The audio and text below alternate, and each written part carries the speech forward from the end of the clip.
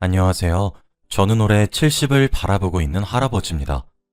저는 제 평생의 동반자인 할머니와 둘이서 살고 있는데 이 할멈이 요즘 치매기가 있어서 저를 알아보지 못해요. 그래도 이 할멈 옆에는 저밖에 없으니 간호하면서 살아가고 있답니다. 제가 오늘 사연을 쓴 이유는 얼마 전 저에게 아주 충격적인 일이 일어나서인데요. 지금 생각해도 꿈을 꾸는 것만 같습니다. 로또에 당첨된다면 이런 기분일까요? 저는 어렸을 적부터 가난한 집에서 자라서 그런지 한 번도 돈이 많았던 적이 없어요. 아내의 집안도 저와 비슷해서 저희는 평범한 결혼을 했답니다. 결혼하기 전에 아내 집안에서 저희 집이 너무 가난하니까 결혼은 절대 안 된다고 하면서 반대했는데 저는 아내가 너무 좋았기에 절대 고생시키지 않겠다는 약속을 하고 결혼을 한 거예요. 그런데 할아버지 할머니가 되어서도 그 약속을 못 지키고 있네요. 우리 아내 얼굴만 봐도 남편 잘못 만나서 이렇게 고생하는 게 너무 미안합니다. 아내와 저 사이에는 딸이랑 아들, 이렇게 2명이 있어요. 경제적으로 가난하다 보니 아이들에게 어렸을 적부터 많은 것을 경험시켜주지 못하고 예쁜 옷 한번 사입히지 못한 것이 아직까지 한으로 남아 있습니다. 그래도 부족한 부모 밑에서 자란 것 치고는 자식들은 다 좋은 회사에 취업했고 좋은 남편, 아내 만나서 손주까지 예쁘게 낳아서 잘 컸습니다. 저와 아내는 항상 저희 딸아들에게 고마워해요. 그리고 저는 몇 년 전까지 아파트 경비원 일을 하다가 나이도 너무 많고 이제 불러주는 곳도 없어서 길거리에서 폐지를 줍는 일을 하고 있어요. 다들 길거리에 낡은 리어카를 끌고 폐지 줍는 할머니 할아버지 많이 보시죠? 그중 한 명이 바로 접니다. 아내는 거동도 불편하고 자주 깜빡깜빡해서 낮에는 집에만 있고 제가 오후까지 폐지 줍는 일이 다 끝나면 저녁에는 오로지 아내와 저만의 시간을 가져요. 아직 아내는 치매 초기라 저를 가끔 깜빡거리면서 누구냐고 물어보는데 처음에는 너무 무서웠고 눈물이 났지만 지금은 이 사람 옆에서 간호해줄 사람이 나밖에 없다는 것을 아니까 최선을 다해서 옆에 남아있으려고 해요. 자식들은 이제 자기 가정 챙기느라 바쁜지 자주 찾아오지 않습니다. 명절에도 잠깐 1~2시간 있다가 가고요. 많이 서운하긴 하지만 한창 바쁠 나이니까 그러려니 하고 이해하려고 합니다. 그리고 저와 아내는 반지하에서 사는데 곰팡이가 가득한 곳에서 사니까 건강이 나빠지는 것을 느껴요. 그래서 아내의 병이 더 나빠지기 전에 자식들이 보내주는 용돈 아껴 쓰고 폐지 많이 주어서 얼른 이곳을 나가는 것이 제 목표입니다. 그런데 폐지를 줍는 것은 너무 힘들고 쉬운 일이 아닌데요. 늘 사람들의 핀잔을 받으면서 살아야 하고 아무래도 리어카의 무게가 엄청나다 보니 항상 조심해야 합니다. 요즘 안 그래도 경기가 안 좋다 보니 제 또래 할아버지 할머니들은 거의 다 폐지를 주우면서 용돈벌이를 하는데 이게 또 경쟁이 생겨서 남들 다 나가는 시간에 폐지를 주우면 많이 못 주어요. 그래서 남들보다 1시간이나 2시간 정도는 더 일찍 나가야 폐지를 조금이라도 더 주울 수 있죠. 그래야 겨우 몇천 원 벌 수 있습니다. 요즘 세상에 몇천 원으로 뭘 할 수 있냐고 생각하겠지만 저 같은 사람에게 몇천 원은 굉장히 큰 돈입니다. 언제까지 자식들이 용돈을 줄지 모르니까 벌 수 있을 때 꼬박꼬박 모아야 하거든요. 그래서 열심히 폐지를 주우려고 하고 있습니다. 폐지를 줍는 일이 다들 쉬울 거라고 생각하지만 생각보다 너무 어렵고 힘들어요. 우선 비가 오는 날에는 비를 맞으면서 종이를 줍거나 비가 너무 많이 오면 아예 종이를 줍지 못합니다. 리어카 무게도 더 많이 나가고 종이도 다 젖어서 잘 찢어지거든요.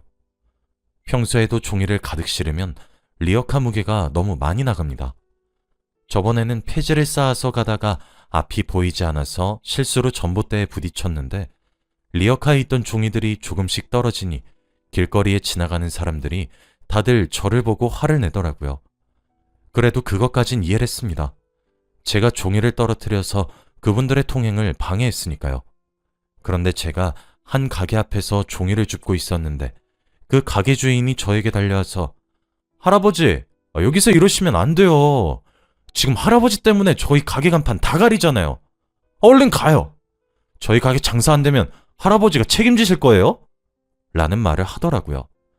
제가 그 젊은이를 상대할 수 없었기에 죄송합니다 하고 얼른 종이를 줍고 도망치듯 자리를 떴어요. 그렇게 핀잔을 들은 적이 한두 번이 아닙니다. 처음에는 기분도 나쁘고 속상했지만 계속해서 욕설을 듣고 핀잔을 들으면 적응이 되더라고요. 그리고 폐지를 주우면서 생을 마감할 뻔한 적이 한두 번이 아닙니다. 리어카는 크고 무거워서 인도로 다니면 사람들한테 방해되니 어쩔 수 없이 도로 외곽으로 걸어야 합니다. 저도 그렇게 100km가 넘는 리어카를 끌고 도로를 걷고 있으면 사고가 날 것 같아서 너무 무서워요. 운전자들도 저한테 욕을 하면서 가끔씩은 침을 뱉고 가기도 합니다. 저도 이 일을 그만하고 평범한 일자리를 구하고 싶지만 이 노인네를 원하는 직장은 아무데도 없더라고요. 그리고 아픈 아내가 집에서 기다리고 있는데 제가 혼자서 생을 마감해버리면 저희 아내는 혼자서 어떻게 삽니까? 제가 죽으면 자식들이 저희 아내를 간병해야 하는데 자식들 고생시키는 것도 싫습니다. 그래도 힘들게 폐지를 줍고 집으로 돌아가면 아내가 기다리고 있으니까 그걸로도 행복합니다. 저는 폐지를 줍다가 배가 고파서 집에서 싸운 주먹밥과 물을 마시고 있었어요. 한 낡은 건물 1층 계단에 앉아서 먹고 있었는데 옆에 한 남자가 자고 있더라고요. 아마도 노숙자인 것 같았습니다. 자고 있는 것 같아서 조용히 먹고 가려고 했는데 갑자기 꼬르륵 소리가 나는 거 있죠? 제 배는 아니었고 분명 그 노숙자의 배였습니다. 배고파하는 것 같아서 남은 주먹밥이라도 주자 싶어서 그 사람에게 주먹밥을 건넸죠. 그 사람은 배고파서 잠을 못 자고 있었는지 바로 일어나서 감사합니다 하고는 밥을 흡입하더라고요. 그 사람의 얼굴은 너무 젊어 보였고 잘생겼었습니다. 젊고 잘생긴 청년이 왜 길거리에서 이렇게 자고 있는지 궁금했지만 그래도 물어보지 않는 게 예의라고 생각해서 조심히 자리를 뜨려고 했죠. 그런데 그 청년은 할아버지 어디 가세요? 라고 물어보더라고요. 나? 일하러 가야지 하며 리어카 앞에 섰더니 청년이 같이 가요 하고는 옆에 섰습니다. 여기서 이러지 말고 집에 가거라. 이 젊은 청년이 저 집 없어요. 노숙자 청년은 옷도 거지꼴이었고 머리도 수북하게 자라 있었고 몸도 너무 말랐더라고요. 아마 노숙자 생활을 오래 한 청년 같았고 집을 나왔는지 가방을 메고 있었습니다. 할아버지, 제가 할게요. 청년은 제 리어카를 대신 밀어주겠다며 손잡이를 잡았고 저는 말릴 틈도 없이 리어카를 잡고 움직이더라고요. 동네 곳곳을 청년과 함께 돌면서 폐지를 주었고 확실히 젊은 사람이 리어카를 끄니까 더 빨리 돌게 되고 다른 동네까지 돌았습니다. 저희는 그동안 아주 많은 이야기를 나누었어요. 그 청년은 집이 너무 싫어서 집을 나왔고 노숙 생활이 재밌어서 하고 있다고 하더라고요. 저는 그 청년이 너무 철이 없어 보였고 집에서 걱정할 부모님이 생각났습니다.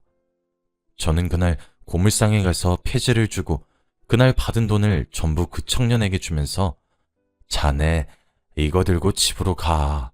부모님께 죄송하다고 사과드리고 집으로 가서 따뜻한 곳에서 자렴. 오늘 밤 춥다더라. 라고 한 뒤 집으로 갔습니다. 그날은 한겨울이라 너무 추운 날씨였고 분명 이 날씨에 밖에서 잔다면 입 돌아갈 것이 분명했기에 집으로 돌아가라고 했죠. 그날 집으로 돌아가서 오늘 있었던 이야기를 아내에게 총 5번을 했습니다. 아내는 치매니까 5번 다 똑같은 말투로 조심스럽게 말을 하면 신기하게도 아내는 다 처음 들은 것처럼 반응을 해주었죠. 그런데 갑자기 아내가 당신 누구야? 라고 하는 겁니다.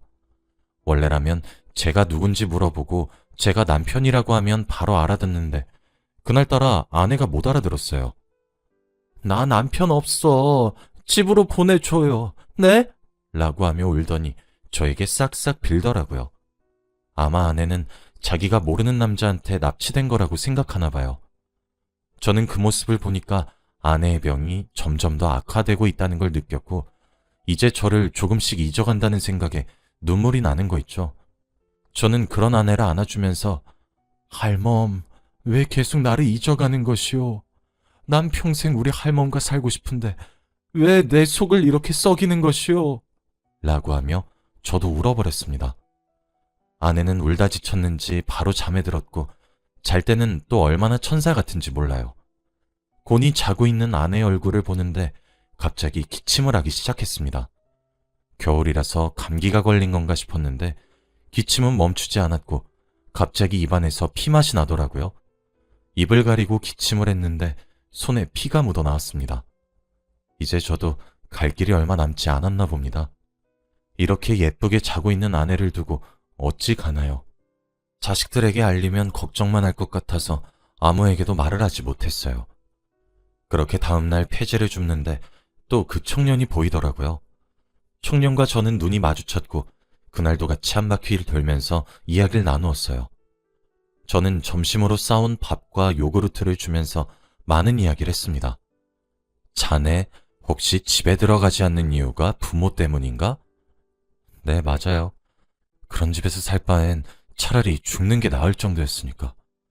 그럼 꼭 들어가게. 부모는 자식 절대 못 버려. 나도 아들, 딸 하나씩 있는데 지 엄마랑 아빠 찾아오지도 않고 연락도 없어. 어디서 죽었는지 살았는지도 모른다고. 그리고 우리 할멈이 치매인데 어젠 나를 못 알아봐. 원래는 이런 적 없었는데 이제 날이 갈수록 치매가 심해지나벼. 그때 제 손에는 빨간 피가 나왔고 청년은 그걸 보고 할아버지 어디 아프세요? 라고 묻더군요. 아니요. 나도 이제 나이가 있고 곰팡이 핀 곳에서 사니까 건강이 너무 안 좋아지더라고. 그러니까 자네도 부모 떠나 있지 말고 꼭 다시 찾아가. 나처럼 이렇게 아플지 어떻게 알아? 할아버지, 지금이라도 당장 자식들한테 말하세요. 이렇게 아프신데 당장 치료 받으시라고요. 이 할비가 다 늙어서 치료받는다고 무슨 소용이 있다고. 그냥 나는 우리 할멈보다 늦게 죽는 거, 그거 딱 하나 바란다. 우리 할멈 나 없이 아무것도 못하는 아기요, 아기.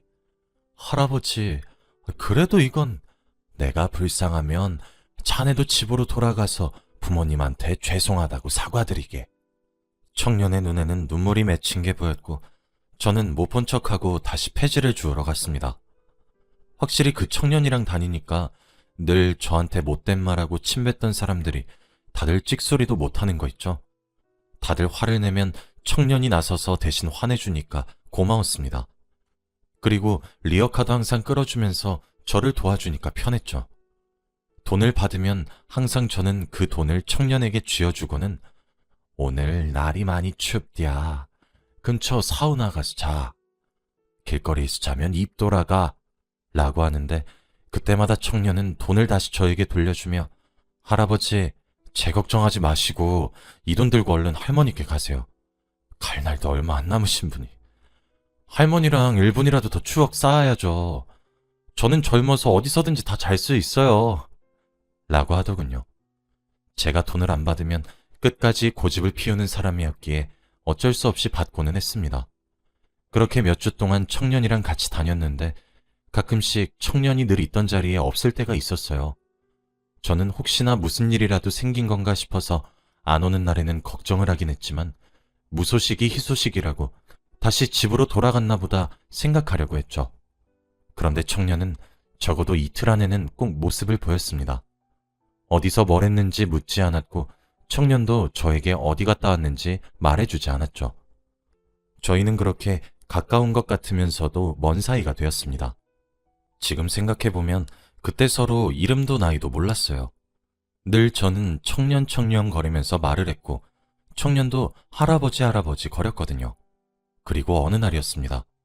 그날도 똑같이 청년과 폐지를 줍고 있었는데 갑자기 화장실이 가고 싶다고 하더라고요. 저는 그럼 여기서 기다리겠다고 말을 한 뒤 청년이 들고 있던 가방을 들어주고 있었어요. 그런데 한 30분이 지나도 오지 않는 겁니다. 저는 이러다가는 폐지가 다 다른 사람에게 뺏길 것 같아서 청년의 가방을 메고 폐지를 주우러 다녔죠.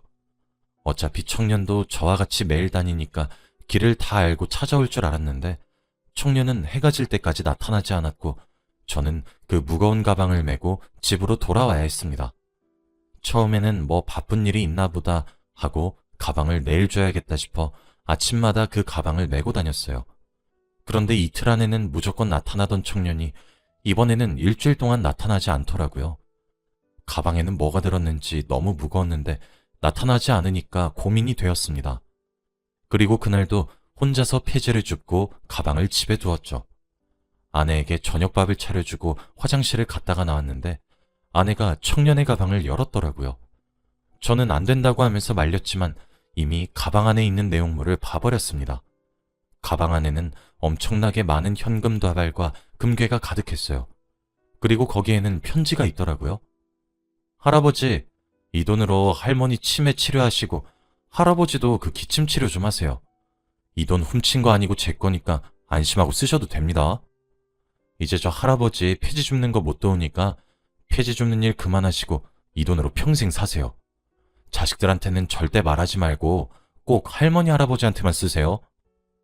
그 편지를 읽고 도대체 이게 무슨 상황인가 싶었고 갑자기 마른 하늘에 날벼락을 맞은 기분이었습니다. 아내는 돈이 뭔지도 모르니까 금괴와 현금을 장난감 취급을 했고 저는 우선 아내를 말리고 가방을 보관했어요. 이렇게 큰 돈을 생애 태어나서 처음 만져보았고 공짜 돈은 절대 없을 거라는 의심을 하면서 꼭 그 청년에게 돈을 돌려주겠다고 생각을 했거든요. 그리고 아내가 건들지 못하는 곳에 가방을 숨겼어요. 그리고 저는 평소처럼 폐지를 줍는 일을 했는데 어느 날 신문을 주었는데 신문 속에 낯익은 얼굴이 보이더라고요. 자세히 보니 그 청년과 닮았었습니다. 그런데 기사 인터뷰 내용이 왠지 낯익은 겁니다.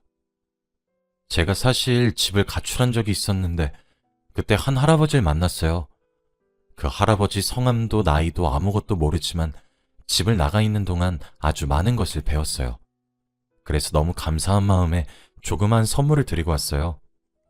지금 이 기사를 읽으실진 모르겠지만 정말 감사합니다, 할아버지. 보고 싶습니다. 할아버지가 집으로 돌아가시라고 해서 돌아왔어요. 나중에 다시 만나면 폐지 많이 구해다 드릴게요. 라고 쓰여져 있었죠. 그리고 땡땡 기업 회장 아들이라는 말이 있었습니다. 알고 보니 그 청년은 우리나라에서 유명한 기업 회장의 재벌 2세였던 거예요. 어떻게 그런 사람을 못 알아볼 수 있는지 참. 제가 지금까지 그런 사람에게 리어카를 끌게 하고 몇천 원을 주면서 따뜻한 곳에서 자라고 했던 거죠. 그때 저는 세상에 정말 신기한 일이 많구나 싶었고 그 폐지 줍는 일을 당장 그만둔 뒤 청년이 준 돈으로 아내와 같이 병원 치료를 받기 시작했어요. 아내도 약을 먹으면서 치료를 받고 예전보다 많이 나아졌고 저도 치료를 통해서 건강해졌습니다. 그리고 곰팡이로 가득했던 반지하에서 이사를 가서 작은 원룸에서 아내와 둘이 살아요. 저에게 그렇게 돈다발을 선물해준 사람의 말을 듣고 자식들에게는 비밀로 했습니다. 폐지 줍는 일을 그만두고 하루가 너무 심심해서 아내와 같이 동네 산책 겸 쓰레기 줍는 봉사활동을 하고 있어요. 아내와 같이 걸으니까 기분이 좋습니다. 가끔 기사로 청년이 어떻게 살고 있는지 보고 있어요.